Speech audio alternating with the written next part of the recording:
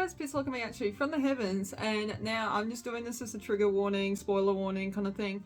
In this video I am going to be talking about the Five Nights at Freddy's movie. I thought I'd do this at the start of the video because I already did some form of intro, but I was so flabbergasted that I was watching the movie when I wasn't prepared for it that I forgot to do this part. So warning, there will be spoilers, there will be trigger warnings because we talk about some sensitive topics, which, you know, we all know what Five Nights at Freddy's is about at this point, people. Like, damn! Hey guys, please welcome me actually from the heavens, and here I am with Emily. I was gonna do this whole vlog thing, right, when I went to see the Five Nights at Freddy's movie. But this one decided to surprise me today, saying, guess what, we're going to see it today while we're shopping for her placement. So, I guess we're seeing it today. And I'm petrified of animatronics, so this is going to go down. So we're here in this Barbie booth, recording ourselves like absolute lunatics, so let's go get it. This feels so surreal. I've been waiting for this movie for so long, I'm actually happy I'm finally seeing it.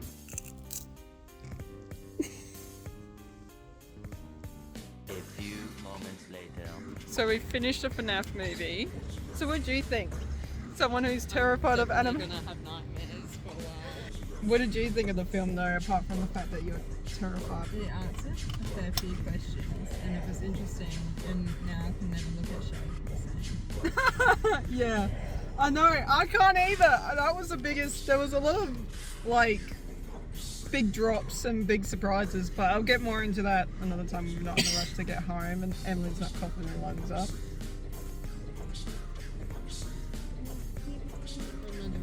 Okay, so here's me the next day again. Hi. So I just want to touch base. So yeah, it was really lovely of my sister. I was gonna watch the movie with one of my friends, and I had the whole thing planned out because I wanted to vlog the entire thing. But she kind of sprung me because she's about to leave for placement, and she was like, "Oh, you know, we should go out and spend some time together." And my friend who I've been meaning to see it with, she works in the medical industry, and obviously, as we all know, times are hard for medical things, so obviously her work's not been great. So she messaged my sister saying maybe you should take her, and she's like, I was thinking about it because she was getting quite impatient about it, but I was trying to stay as patient as I could for my friend.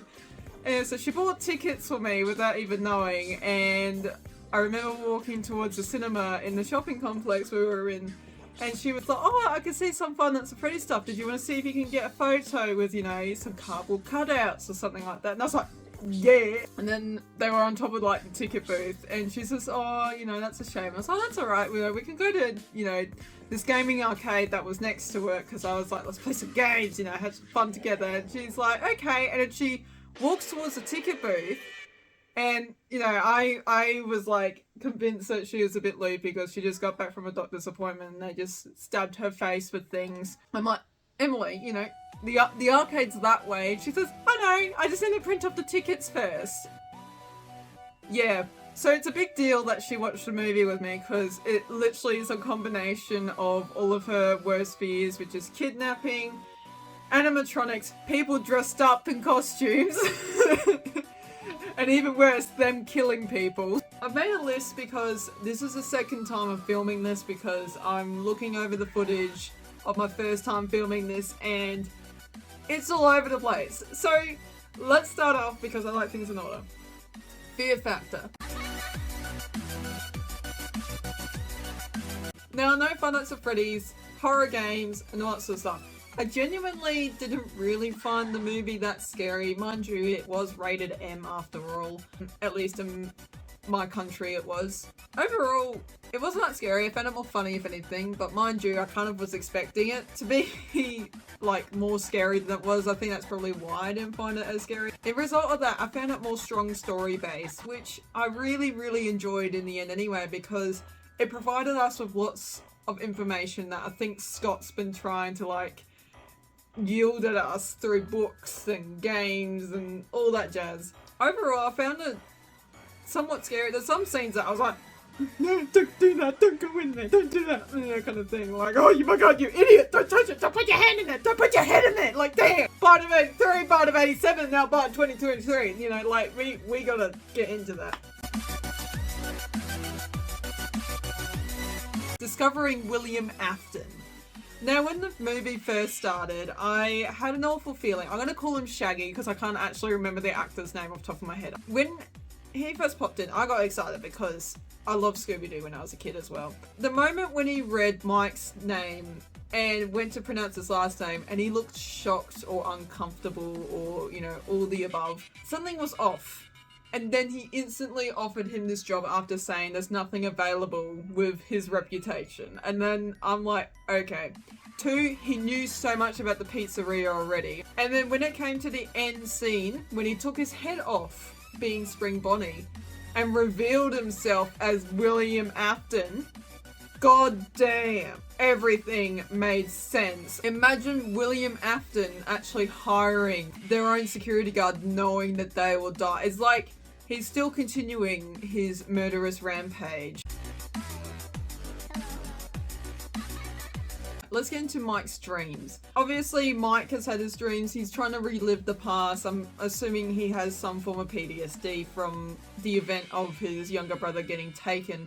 So every night he relives this dream in hopes of trying to pick up something else. After his first night on the job, and he comes home, he instantly dreams of the 5 children that were taken. And they all ran. Some, like the one that was Foxy, ran fast because obviously Foxy was running when he was killed. The fact that he was trying to connect strongly with them and he was connecting stronger with them while he was working was absolutely insane. And how he could actually, that was his only way of communicating with the children, was through his dreams. So that was very weird.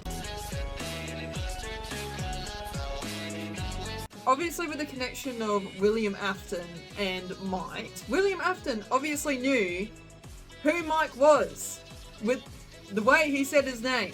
He knew who he was instantly, and that's weird considering Mike had no idea who William was. I have a theory. Me and my community were like talking about this last night. I have a theory that Mike's dad is Henry Emily.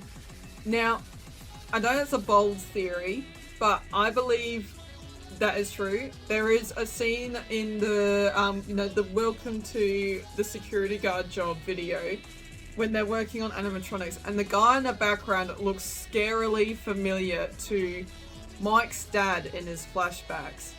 So I reckon Mike's dad used to work with William Afton at some point, or is Henry, and William wanted some form of revenge back on him. That, I know that's a bold theory. There's a couple of other connections that aren't coming to mind right now, but I believe Mike Schmidt's dad is Henry Emily. Also, like, how else would they be able to connect to these children? Because it's so random that they were able to connect with these children unless if he is connected to them somehow, which is through Garrett. Abby, by the looks of things, has had visions of these children for yonks, and she's been acting strange. She's, been declared mentally unstable through her auntie, and, she's been talking to these children for ages, and once she finally actually got to the pizzeria, she actually got along with the animatronics, but actually thinking they were children. It was weird that how after Abby changed the drawing, that she was back to normal. She was a normal child. It's like all the souls are put to rest in her head. So she had to have some form of connection to these children before even going to Freddy Fazbear's Pizza. I think Garrett might be the crying child, aka the puppet. I know that's a bold one as well. I know all of these are bold, so these are just my theories. This isn't set in stone or anything. This is just my thoughts. I found it very weird that when in Mike's flashbacks, when Garrett was taken, Garrett had zero emotion or zero fear. Like, literally was not terrified. I get young kids were probably confused. He probably offered candy, and then you get in, then yeah, see you later, bud, kind of thing. But Garrett wasn't excited either. He was just kind of chilling in the back of the car with his plane. And in all the flashbacks, Garrett had zero emotion. I don't know whether or not if Mike just can't physically remember him having emotion, or if someone has certain lobotomy at some point. It would make sense that Garrett had some form of connection to the rest of the children. And I feel like the only way he's able to connect through is the puppet, which after doing some research last night, the puppet actually made a few appearances in the film right in the background. You got to look very hard for it. Garrett was also wearing a striped shirt. And in an image, he's wearing the black and grey striped shirt. And on top of that, in the mini game at Fredbear's Diner, you can see the crying child outside crying. Now, why is a kid crying outside the window? Maybe he was one that got away and was trying to return to home, where for him, you know, like when I was a kid, my family, you know, owned businesses and stuff like that. If I was anywhere I knew, aka if I was near a place of business that my parents worked at, I would have gone straight there. Because that's a place that you're familiar with. So with the kid crying outside, I reckon that, I flat out think that's Garrett. I feel like Garrett was one that got away. But that's just a very bold theory. The bite of 23. That was an intense scene. I just loved how Foxy was down the hallway. Bonnie was in the supply closet. Chica was in the kitchen with the cupcake. Hey, Freddie was in the supply closet. That girl though. Damn, that whole scene, I'm like, don't do it, bro. Why are you grabbing a chair? Why are you getting up and looking in this damn animatronic's mouth? And yeah, Emily had her eyes closed for that bit because I was so that's not. But damn, flat out bit her in half, bro. Alright, let's get into the fort scene. That was adorable. That, I felt, was really important to show that the kids' spirits are still very much alive in the animatronics and they just want to play. They've had their childhood taken away from them and they still want to play. I found that scene was very sweet, especially with all of them laying down with, you know, like Vanessa, Mike and Abby as well. That was just very adorable. Now, when Vanessa first showed up as a police officer, I just thought, oh, you know, this is just a police officer. There's going to be a little love story in here at some point, you know. Then she introduced herself as Vanessa. And now we all know Scott Cawthon. He doesn't do anything by accident. This was purely intentional. And then obviously she's in the police uniform, aka security uniform, and she knew where the security badges were. Then she dropped the biggest bomb of all. She is William Afton's daughter. I was like, what? And she, like, there was a scene where he was like, you couldn't have just done what you were told to do, yah, yah, yah, yah. I'm like, what? So she was actually traumatized by all of this. You know, obviously the stabbing scene, I kind of hope she comes out the coma. But a lot of people are pointing out, you know, like she's in a coma with, you know, the hospital bed in the Five Nights at Freddy's 4. And I'm like, but it doesn't seem right. It's more of a child hopping off a bed and checking, not Vanessa, like a grown adult. And at the same time, it's rumored that that child, you know, had a lobotomy, but, you know, Vanessa got stabbed in the stomach. So I genuinely don't know. But I can see the connection, but I just don't know what's going on there. So it's a lot of things in that area that's in the air. I genuinely couldn't believe when she actually opened fire on her father. That shocked me.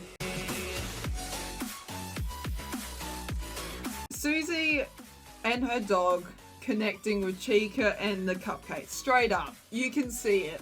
You can definitely see it. And the girl that was in the sleep scenes, blonde hair, just like Susie, blonde hair, blue eyes, everything. You can definitely tell the cupcake's form of a dog. You know, like you can tell that definitely that the cupcake's a dog with the way it growls. Its only form of attacking is biting, not that it has much other option, but you know. And Chica just stands back and watches. Kind of like a dog, you know, opening, you know, she's controlling the dog, like a dog owner would kind of thing. So I found that connection was really strong. I thought that was pretty cool. Let's move on to the kitchen camera.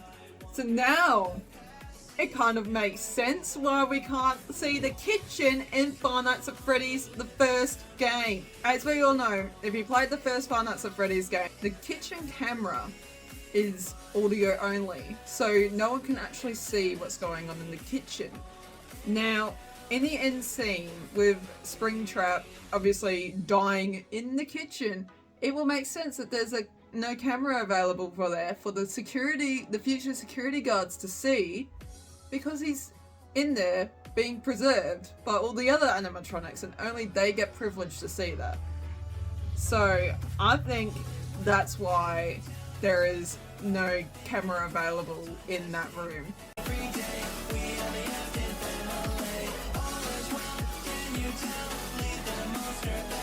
So when Abby was hiding behind all the arcade machines and Foxy was walking down, I was like, I know what's going to happen here. I've read this.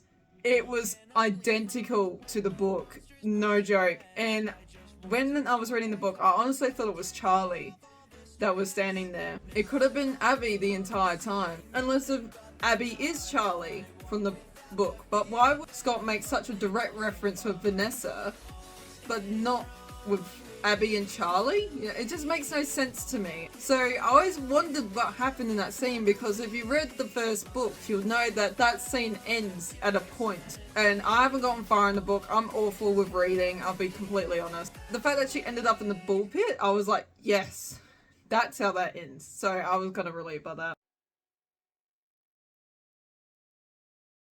Let's talk about how obvious Bonnie was on stage. Am I right? There's people arguing that he was trying to let Freddy know, but I honestly was thinking Bonnie is probably one of the sweethearts, and I hate saying that because it feels weird saying that, but I feel like Bonnie was warning Mike in some shape or form, like get down kind of thing, but at the same time he could be like, Freddy, look down. The end scene was insane. When Springtrap rocked up, I was like, damn, it's about to go down. That's when William Afton revealed himself, and I was like, damn.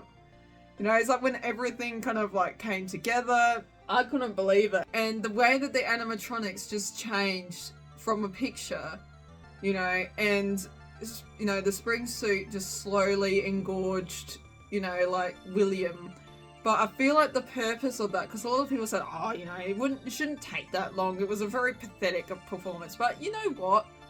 William Afton had to stand up for himself for, you know, the last straw, because he ended up taking it in, because it was his choice to put the hat, you know, the head back on.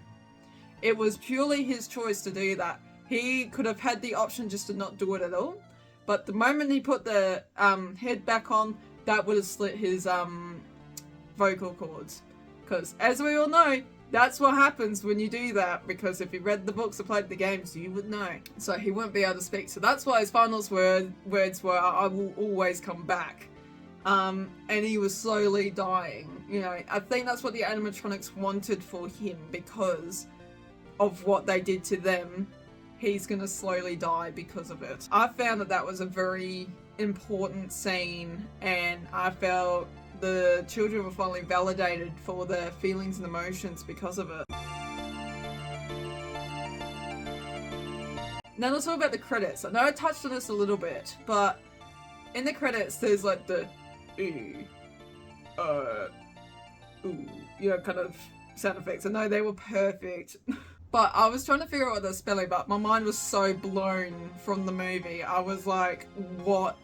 I can't even read what this is saying right now. But it turns out it says, come find me. And no joke, after, you know, like the teaser scene, you know, that's halfway through credits, so every movie does. Afterwards, as the music kind of slowly dives down and you think the movie's ending, you hear the puppets music. So like I said, I feel like Garrett was there. Garrett was 100% there. How? I don't know, but I feel like it was in the form of a puppet and he was just in the background lingering. And let's touch on Balloon Boy. Let's touch on Balloon Boy real quick. Damn! Those were the only jump scare scenes in the actual movie, just Balloon Boy. But why is Balloon Boy popping up already? This movie has to be based around the same time that the other pizzeria was open too. Why is Balloon Boy in this one as well? And the fact that he was in the taxi at the end, that was kind of funny though. Scared the life out of me, but I thought it was hilarious. Let me know what you guys think down below, because this movie, like I said, it's left a lot of things open. I was kind of hoping it would close up everything and be like, yay, good in, Scott, good job. But we all know that's not what it's like. It's never like that. But yeah, so if you guys like this video, make sure you give me a thumbs up. And if you liked it that much, make sure you subscribe. And when you hit the subscribe button, make sure you tickle the notification bell. And thank you guys for watching. I'll see you guys in the next video. Pizza Lord signing off.